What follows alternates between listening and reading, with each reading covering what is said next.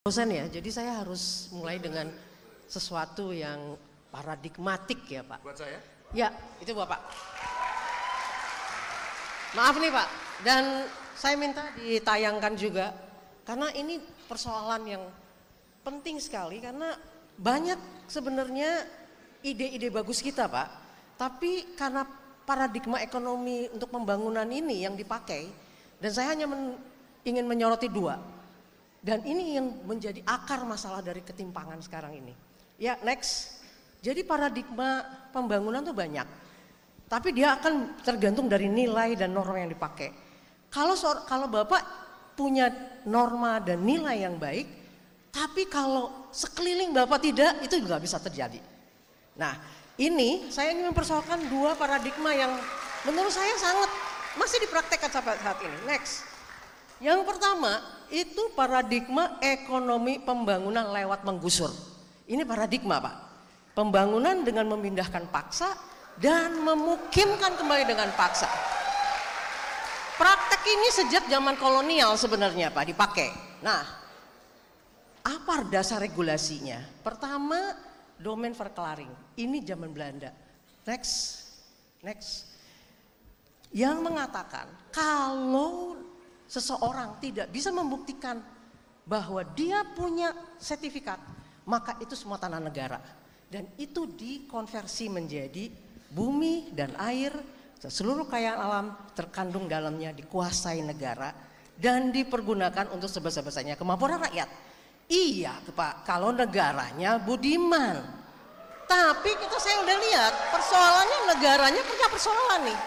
Saya hanya mau menyoroti paradigma.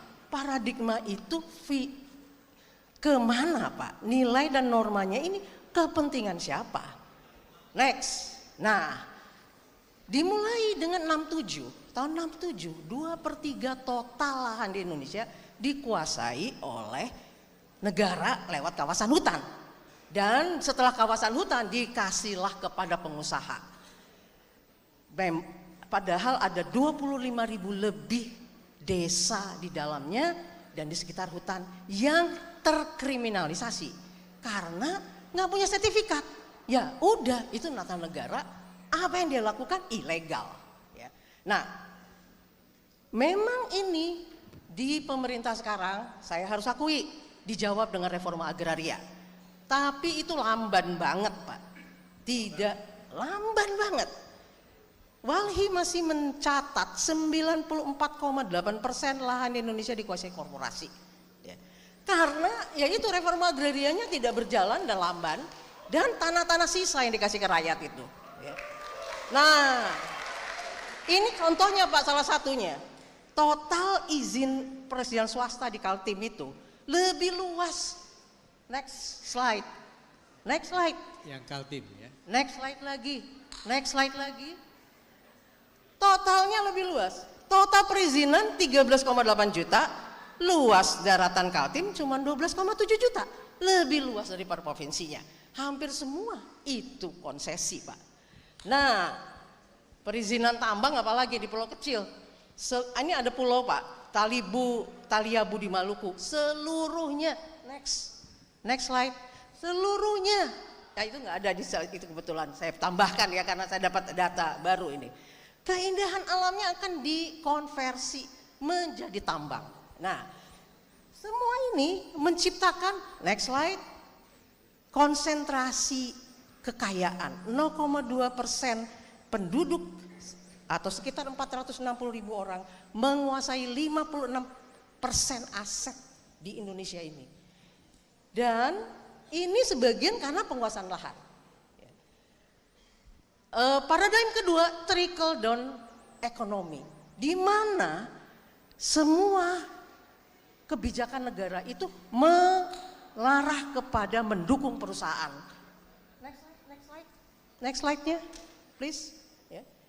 Terus satu lagi, dan ini menyebabkan itu banyak persoalan sebenarnya Pak.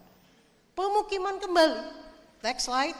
Tidak bisa, yang secara paksa tidak bisa berhasil membuka pendapatan. Itu studinya World Bank Pak. 2001, 5 proyek bendungan besar ternyata tidak memberikan pendapatan yang menggantikan pendapatan pada rakyat yang tergusur. Belum lagi masalah kebakaran, kita akan lihat terus slide yang lain terusnya. Ini sudah dicatat selama 2023 ini ada ribuan titik api di kawasan konsesi perkebunan. Nah, slide selanjutnya. Jadi kesimpulan kami Pak, siapapun yang akan menjadi pemimpin di semua level tidak akan menyelesaikan masalah ketimpangan tanpa merubah paradigma pembangunan ekonomi. Pertanyaannya, dapatkah paradigma negara itu dirubah? Yaitu mengakui kepemilikan lahan yang saat ini sudah dimanfaatkan rakyat. Kasus Rempang itu bagaimana? Harusnya kan diakui dulu. Mana yang milik rakyat? Kalau mau dijadikan pengusaha kawasan untuk usaha, yang mana? Ya. Dapatkah paradigma negara dalam pengadaan lahan? Karena kadang-kadang memang harus ada kepentingan untuk pengadaan lahan, kepentingan umum. Terpaksa yang mengambil tanah rakyat tidak melanjutkan praktek Orde Baru. Di mana dalam praktek Orde Baru pengambilan itu untuk kepentingan swasta, untuk dikuasai swasta, untuk kepentingan profit pengusaha swasta. Nah, sekarang bagaimana kita menjawab itu, Pak? Terima kasih. Terima kasih. Wow, senang itu Bu.